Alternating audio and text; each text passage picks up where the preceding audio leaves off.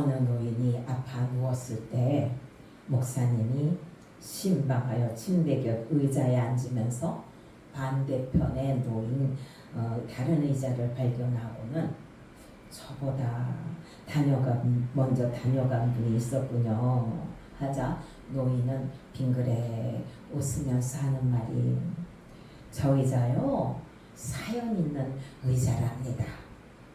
몇 해 전 저는 이제 무릎 꿇고 기도하는 일이 불가능해졌으므로 그것을 깨달아지자 어느 날 하나님께 죄송한 마음이 들어서 이 일에 대해 평소에 존경하는 목사님께 말씀을 드렸더니 하나님은 중심을 보시기에 무릎 꿇는 일에 너무 염려하지 마시고 침대 곁에 의자 하나를 놓아주세요.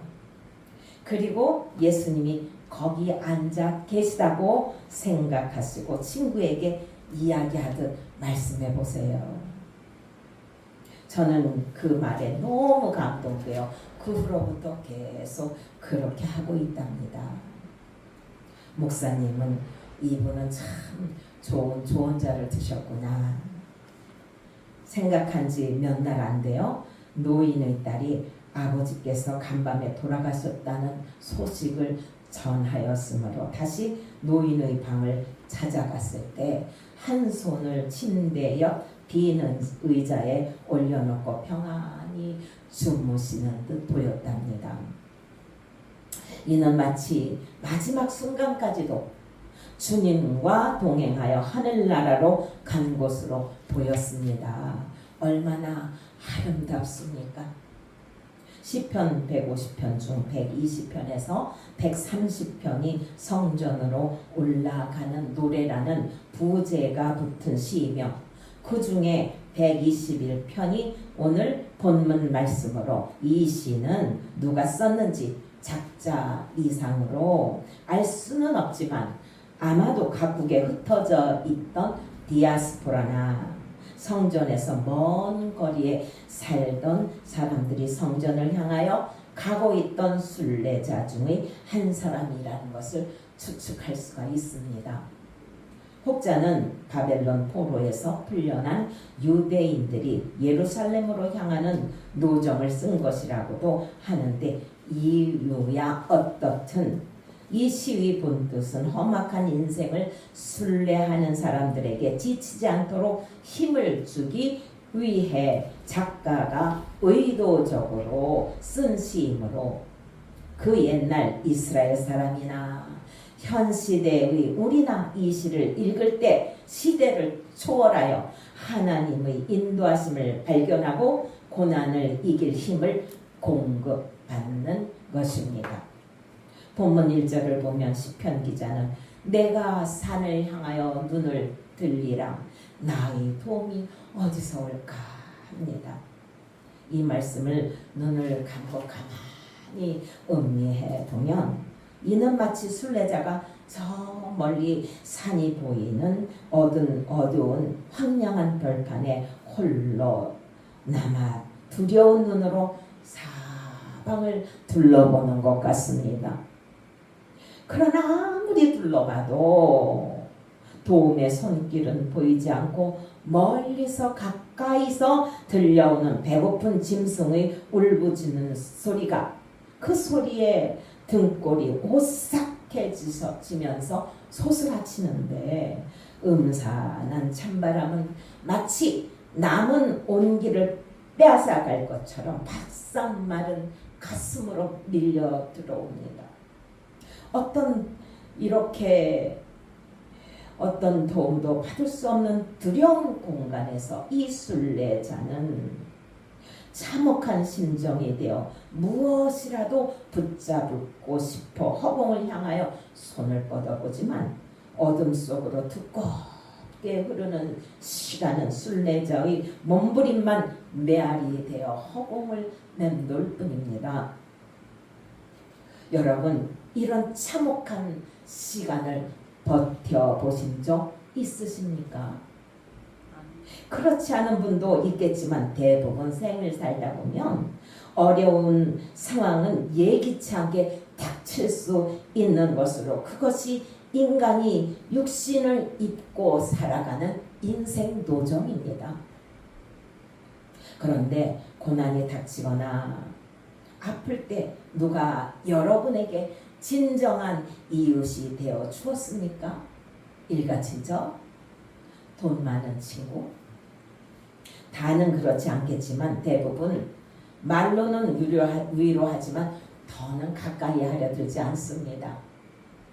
그런데 함께 신앙생활하는 교우나 이웃 사촌은 내가 아플 때 국이나 죽을 따뜻하게 끓여다 주며 위로하지만 먼 거리에 있는 일가친척은 쉽사리 올 수 없는 문제도 있지만 삶을 통하여 서로 정을 나누지 않으면 마치 남처럼 전화로 때우며 그마저도 표현하지 않는 모르고 그냥 지나갑니다.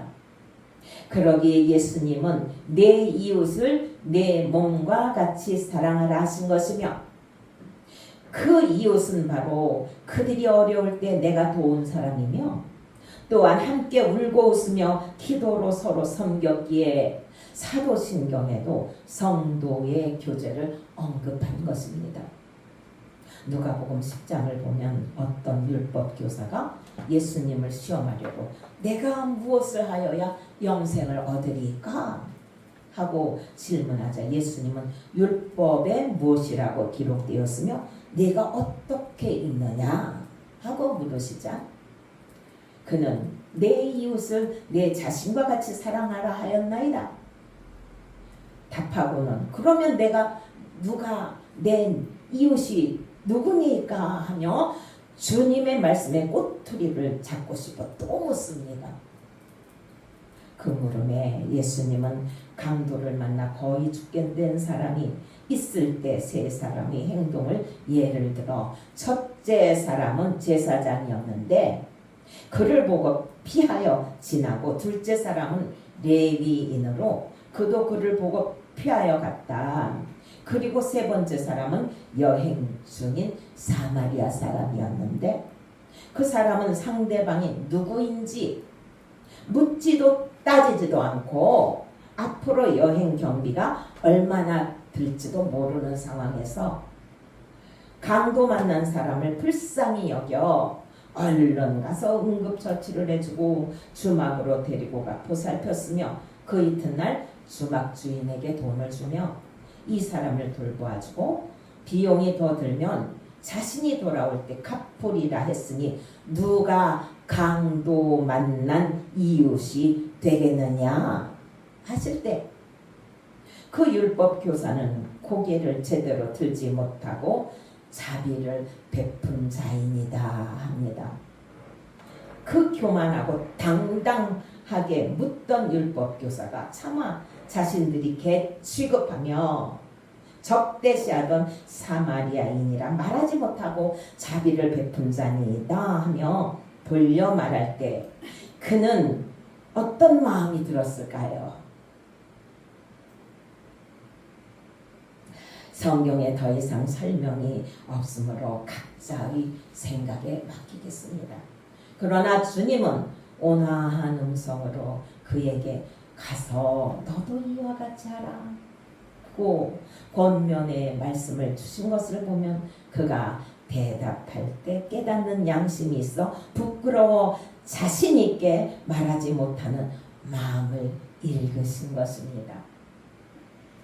예수님은 바로 너도 가서 사람을 차별하지 말고 이 사마리아인이 행한 것처럼 하라는 말씀이며 이는 그 긍휼의 마음을 가진 사마리아인이야말로 너희 참된 이웃이며 그것이 율법에서 말하는 사랑의 완성이고 하나님과 동행하는 삶임을 말씀하신 것으로 오늘날까지도 이 말씀은 우리의 양심과 기전을 울리는 것입니다.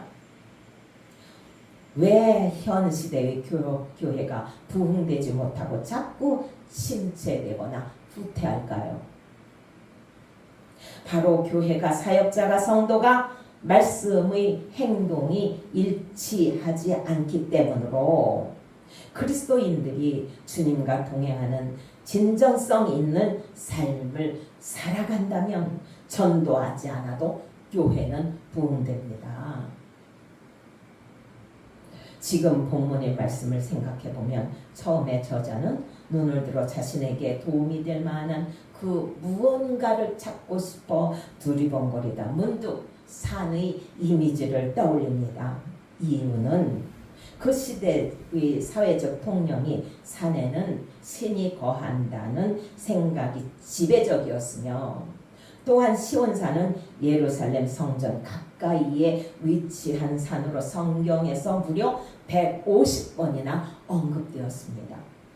바로 순례자가 산을 바라보았다는 것은 성전을 떠올린 것으로 임재하신 하나님을 바라보는 것이고 그곳에 있는 백성들을 기억하며 그들이 나그네를 따뜻하게 맞아줄 것을 기억하며 기대하며 나의 도움은 천지를 지으신 여호와에게서로다 하며 안도의 숨을 내쉬는 것입니다. 그런데 이렇게 마지막 소망을 하고 안고 찾아온 나그네를 방치하거나 외면하면 그는 어떻게 될까요? 그 순례자는 지치고 낭만함으로 목숨을 잃을 수도 있기에 세상법에 저촉되지는 않지만 그래서 세상법에 저촉된 직접적인 살인은 아니지만 하나님의 계명을 어겼기에 하나님 법으로 바로 살인죄에 해당됩니다.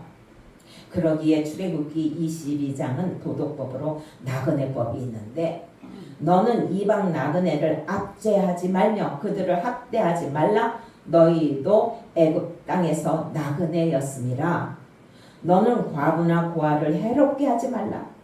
네가 만일 그들을 해롭게 함으로 그들이 내게 부르짖으면 내가 반드시 그 부르짖음을 들으리라. 나의 노가 맹렬함으로 내가 칼로 너희를 죽이리니 너희 아내는 과부가 되고 너희 자녀는 고아가 되리라 하였습니다. 이는 하나님께서 그들을 살피지 않고 방치하여 죽게 되면 죽게 한 자들에게 직접 보복하시겠다는 것으로 그 보복이 얼마나 끔찍합니까? 생각만 해도 끔찍합니다. 바로 하나님의 법은 어려운 이웃을 살피지 않는 것이 죽음에 이르는 죄이며 자기 이익만 추구하는 삶은 결코 하나님과 동행하는 삶이 아니라 하나님과 적대적 관계가 됨을 딱 잘라 말씀하신 것입니다. 그러나 순례자가 눈을 들어 바라본 산은 말이 없습니다. 그 산은 예전에도 지금도 변함없이 그곳에 그냥 우뚝 서 있습니다. 이는 마치 누가복음 15장에 나오는 탕자의 아버지가 아들이 궁금하고 보고 싶어 애타게 그 애가 타는 심정이 그렇게 애가 타지만 산처럼 우뚝 서서 너는 항상 먼 곳을 응시하며 아들이 돌아오기를 간절히 기다리지만 아들을 찾아 나서지는 않습니다. 이유는 아들 자신이 깨닫지 못하고 감사가 무엇인지 모르면 돌아와도 금방 뛰쳐나가는 나쁜 습관만 생기기에 철저히 자신의 결핍을 통하여 진정한 회개가 이루어지기를 바라시는 것입니다. 이런 깨달음이 있을 때 3절로 4절에서 순례자는 이런 고백을 합니다. 여호와께서 너를 실족하지 아니하게 하시며 너를 지키시는 이가 졸지도 아니하시리로다. 이스라엘을 지키시는 이는 졸지도 아니하시고 주무시지도 아니하시리로다 합니다. 이는 마치 자식이 아플 때 그 부모가 편안한 잠을 이루지 못하고 차라리 내가 아팠으면 좋겠다 천전긍긍하지만 대신 아파지지는 않습니다. 아니, 대신 아파도 안 됩니다. 이유는 환자 자신이 그 병을 이겨내야 그에게 면역력이 생겨 튼튼해지므로 부모는 기도하며 기다려야 합니다. 이처럼 하나님께서도 산처럼 우뚝 선 것처럼 그렇게 보이지만, 그렇게 말씀 없는 그런 하나님처럼 보이지만 졸지도 주무시지도 아니하시고 24시간 자녀가 안전한 삶 가운데 단잠을 자고 건강하길 바라심으로 보이지는 않지만 그 권능의 손을 펴서 울타리가 되어 주시고 실족지 않도록 보호하시며 동행하신다는 말씀입니다. 우리가 이 말씀을 내 인생의 길잡이로 삼을 때 비로소 이 순례자의 고백처럼 밤같은 깜깜한 상황을 만난다 해도 아버지 하나님은 절대로 자녀가 어둠 속에서 헤매다 실족하여 넘어지지 않게 하시러 밤낮으로 동행하며 지키신다는 확신에 찬 고백을 할 수 있는 것입니다.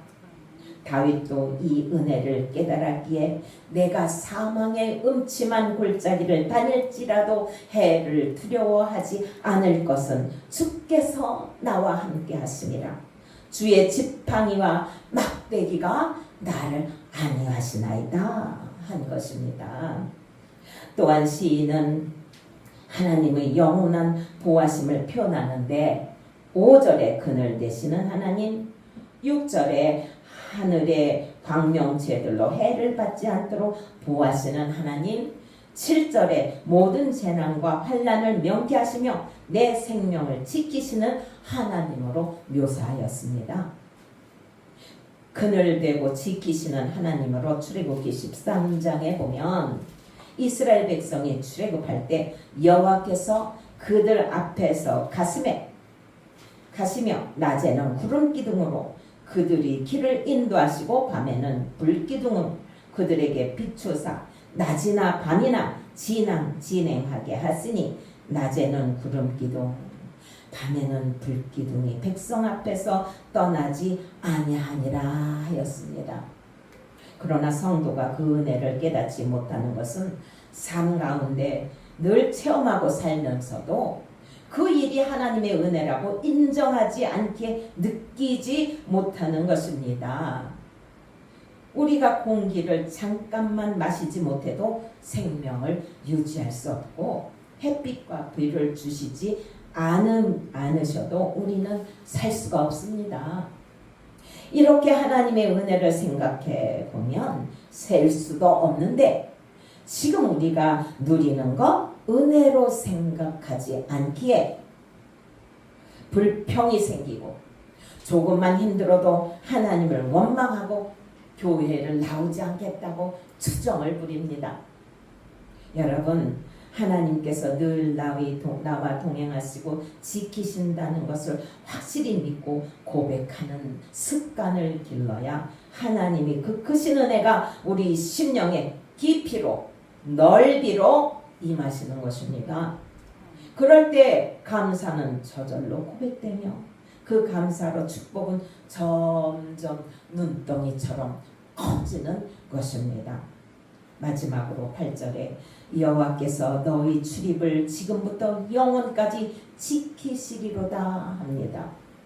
여기서 너희 출입은 우리 일상의 모든 것을 말씀하시는 것으로 아침에 식구들이 잠을 잘 자고 일어나 신발을 신고 출근하거나 등교하여 모든 일과를 마치고 다시 집으로 돌아와 그 신발을 벗고 평안한 안식을 취할 수 있는 것 내 마음대로 되는 것이 아닙니다. 어느 날 아침 잠을 잘 자고 일어났는데 함께 자던 사람이 풍을 맞아 움직이지도 못하는 상태에 있기도 하고 싸늘한 시체가 되어 있을 수도 있으며 또한 일상에서 순간 아차하는 상황들을 만날 수도 있습니다. 저도 그렇지만 여러분들도 이런 일을 지금까지 살아오시면서 겪었을 수도 있습니다. 이런 일을 무사히 지나가게 하시고 지켜주셨다는 것을 고백하며 하나님이 그 은혜에 머리 숙여 진심으로 감사를 드려야 합니다. 성도 여러분, 하루 일을 마친 식구들이 신발이 현관에 나란히 놓여 있는 것을 보는 것이 기적이고 기쁨으로 바로 하나님께서 우리와 동행하셨다는 증거입니다. 성도 여러분, 지금 여러분과 동행하는 대상이 누구입니까? 세상의 권력자? 세력가? 아니면 우리 죄를 위하여 나 대신 물과 피를 다 흘리시고 죽기까지 사랑한 예수님? 우리에게 있어 하루하루 이 질문과 대답은 매우 중요합니다. 이 질문과 답은 바로 우리의 잘못된 삶의 방향을 수정하기도 하고 하나님께서 나에게 주시는 힘을 공급받는 시간이 되기 때문으로 그럴 때 어느 노인이 죽음 앞에서도 주님과 동행함으로 평안하다고 표현한 것처럼 우리도 늘 나와 동행하시는 예수님의 사랑과 인도하심을 발견하고 평안한 삶을 누리시기를 예수님의 이름으로 축원합니다.